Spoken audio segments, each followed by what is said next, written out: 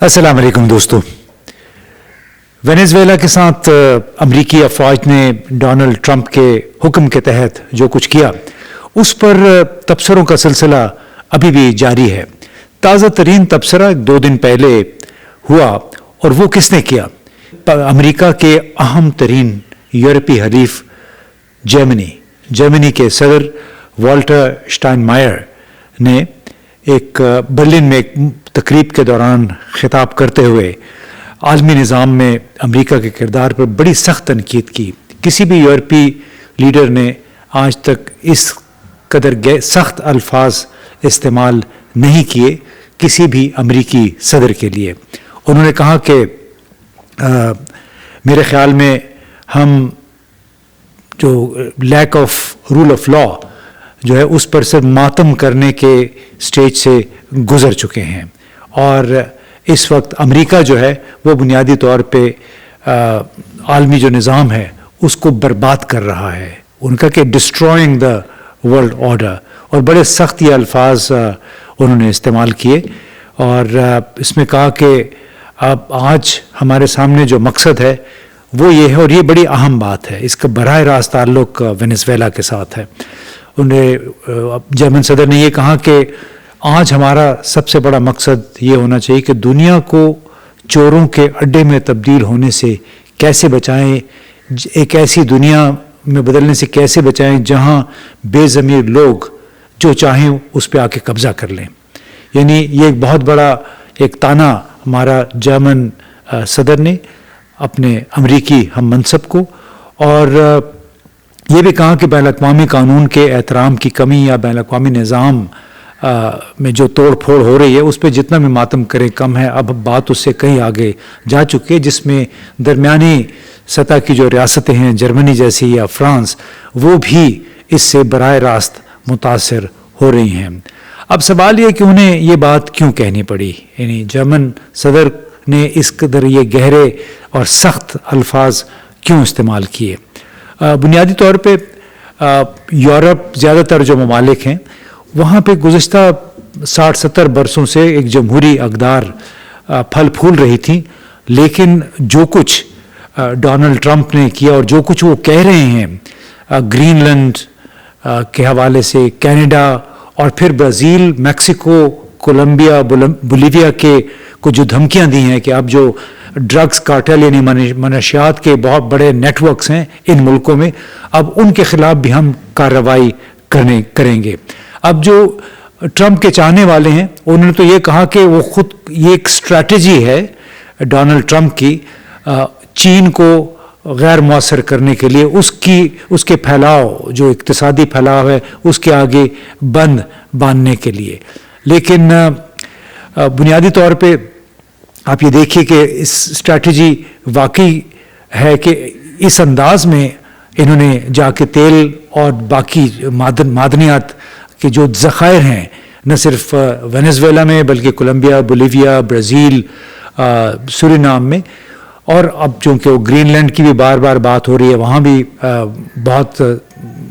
कुदरती जो दौलत है उससे मालामाल है ये जजीरा नुमा इलाका जो है। तो उस पे लोगों का ये कहना है कि दरअसल असल मकसद चीन को दबाव के ज़ेर दबाव लाना है और वेनेजुएला पे कब्ज़ा करके या वेनेजुएला के सदर को अगवा करके अमेरिका ने कोशिश की है कि चीन को जो सस्ता तेल जा रहा था, तकरीबन 70% तेल की सप्लाई चीन को वेनेजुएला से हो रही थी, तो उस पे एक कदगन लग जाएगी। लेकिन बुनियादी तौर पे इसके जो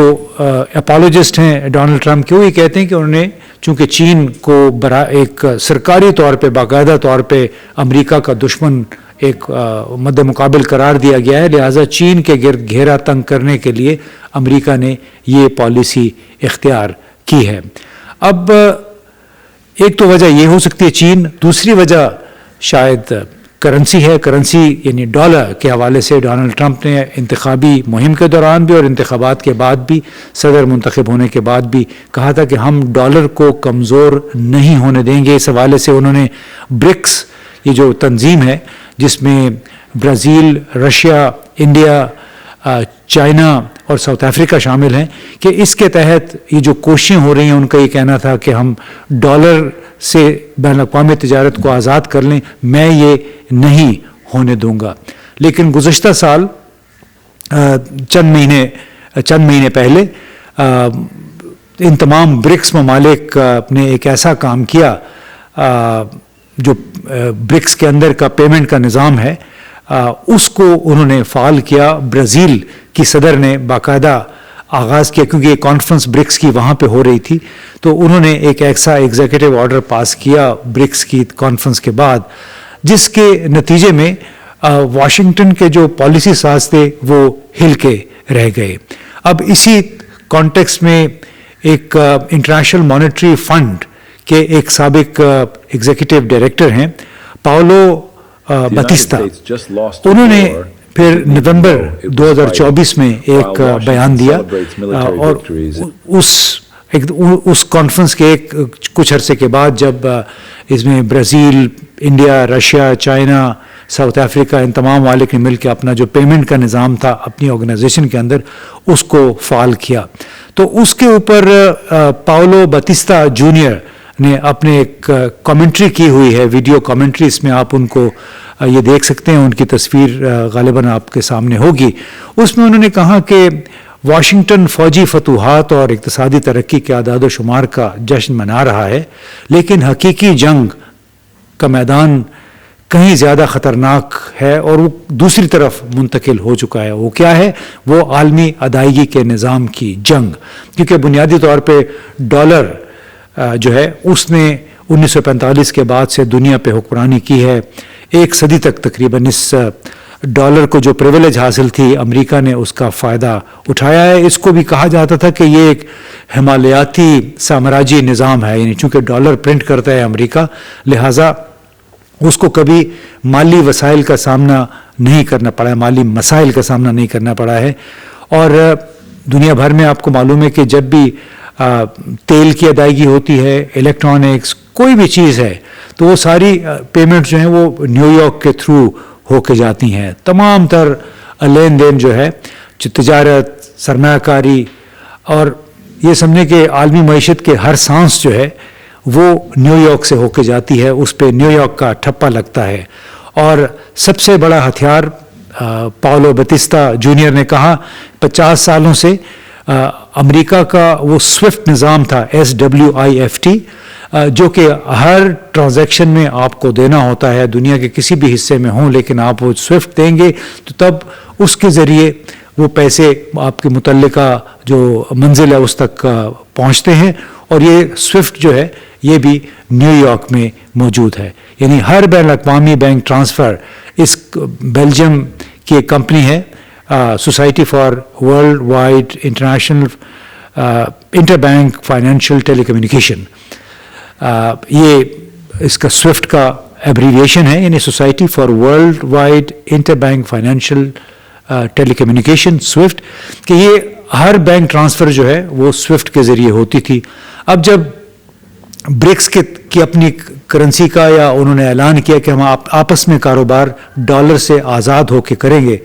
تو ظاہر ہے اس میں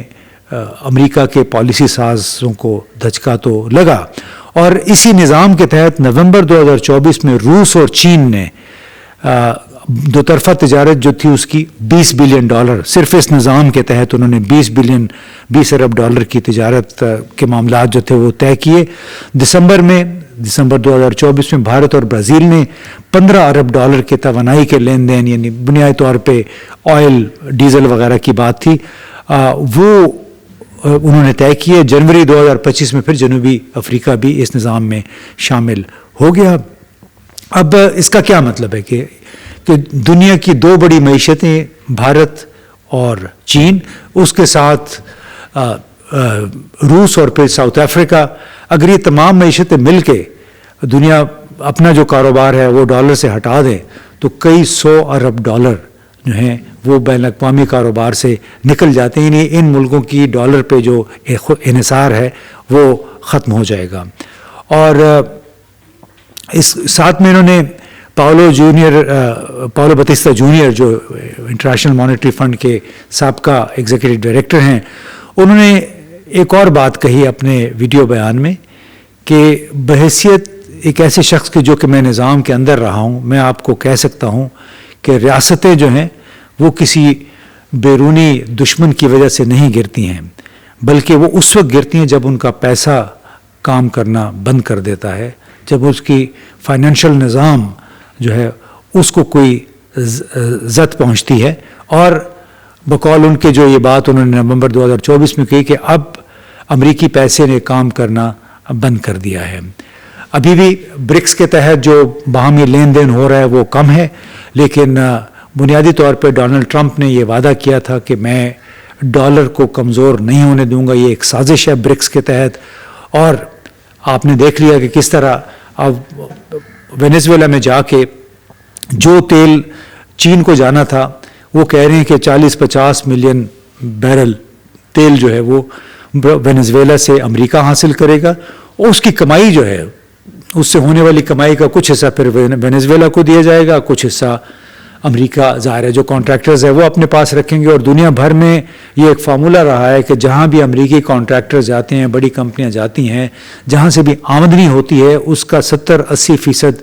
جو کمائی ہوتی ہے وہ صرف امریکی اداروں، امریکی کانٹریکٹرز کے پاس رہتی ہے، باقی اس کا حصہ مقامی معیشت میں رہ جاتا ہے۔ اور آپ اندازہ لگا لیجیے مقامی معیشت بھی جب شکروں کے ہاتھ میں ہوتی ہے تو اس میں سے پھر اس 20-25% میں سے مشکل سے 5-10% ہی عام لوگوں تک پہنچ پاتا ہے۔ تو بنیادی طور پہ آج کے شو کا یہ مقصد تھا کہ کس طرح جو وینیزویلا سے وہاں کے صدر کو اغوا کیا گیا، اور اس کے بعد اب ڈونلڈ ٹرمپ اور ان کے ساتھی مسلسل گرین لینڈ، کینیڈا اور جنوبی امریکہ کی وینیزویلا کے جو پڑوسی ممالک ہیں ان کے بارے میں بات چیت کر رہے ہیں، تو اس سے پورا یورپ بھی ہل کے رہ گیا ہے۔ اور یورپ میں کے سب سے بڑے ملک یعنی جرمنی کے صدر کو یہ کہنا پڑ گیا ہے کہ ہمارے سامنے اب مقصد یہ ہے کہ ہم کس طرح دنیا کو ایک ایسے اڈے میں تبدیل ہونے سے،